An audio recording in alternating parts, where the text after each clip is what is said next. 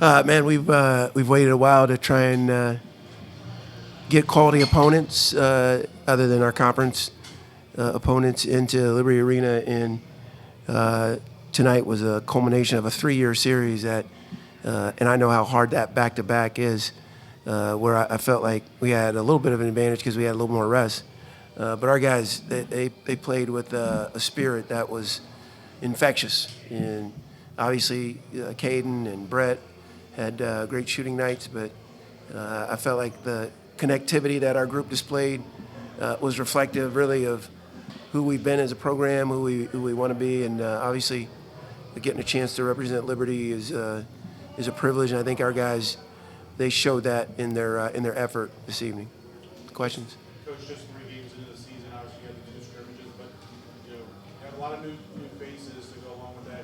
Big three we talked about from last year, but talk about the connectedness to have that, to be able to display that so early in the season. A little bit of a surprise to you to happen so soon. It's a fair question, John. I'm not sure what my expectations were.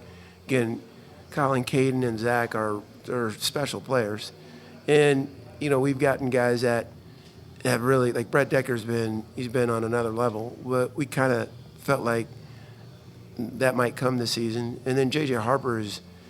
I mean, you couldn't pick a guy to be better suited for a role that we needed on our team. And our young guys, our freshmen, Xander Carter, Drew Grimes, RJ, like they're coming. TJ Drain was slowed by an injury, so I don't have the game was too significant to just give away some minutes. But I do feel like we have a group that is connected and has potential for growth.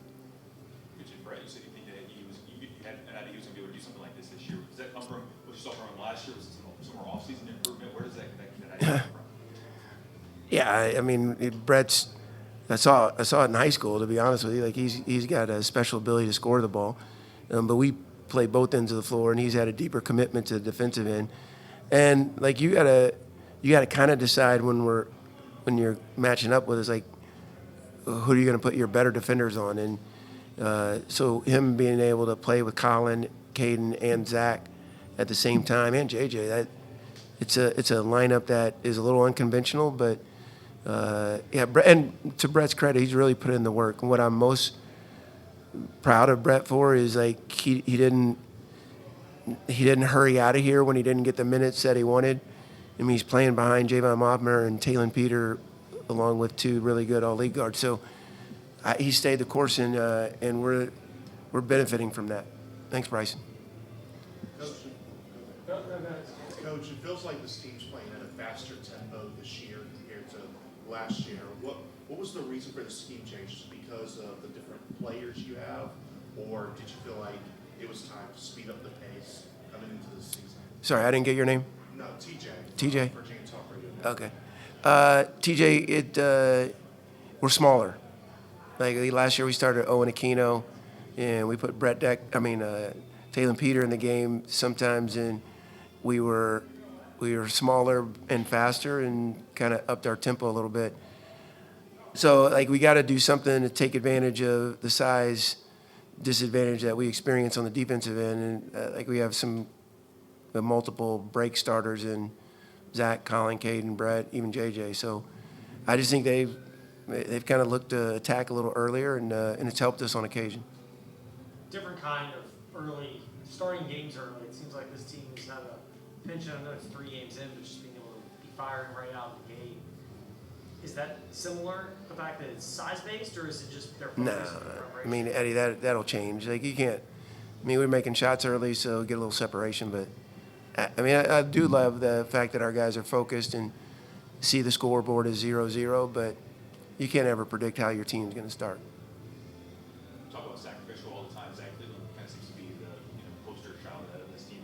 Flirted with a triple-double tonight. It seems like he's up with your 10 assists all the time. What is it, that you like so much? You trust him with so much. And I'm sure that comes from the experience, right? I mean, from start to finish, Bryson, like his freshman year, we knew we had something that was different. I think he's the best point forward in America. Like he can play with the ball, with or without the ball. He can. Again, it's a privilege or a great comfort that he can, you don't have to call any plays as a coaching staff because he can get us organized. And we've got some things that we do conceptually that he knows and understands, and the guys that he's on the court with have kind of gotten used to it now. And Coach Johnson does a great job in helping build that. And man, like, why wouldn't you give him freedom? Like, we want to play with a fearlessness that allows guys to take advantage of opportunities and matchups, and that's been on display in the first couple of games. So I hope we keep growing that way. Richie, with mid-major struggling to schedule Power 4 opponents, can we expect more Liberty to be more in tournaments like this in the future?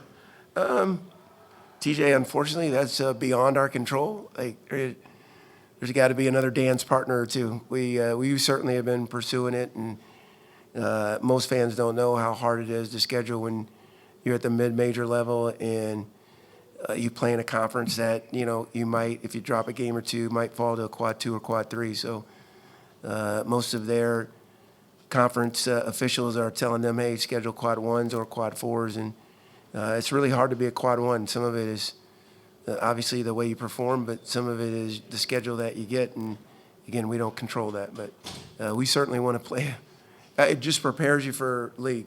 And league play, the opponents, the coaches are more familiar with you, so you got to be better in January and February than you are in November and December.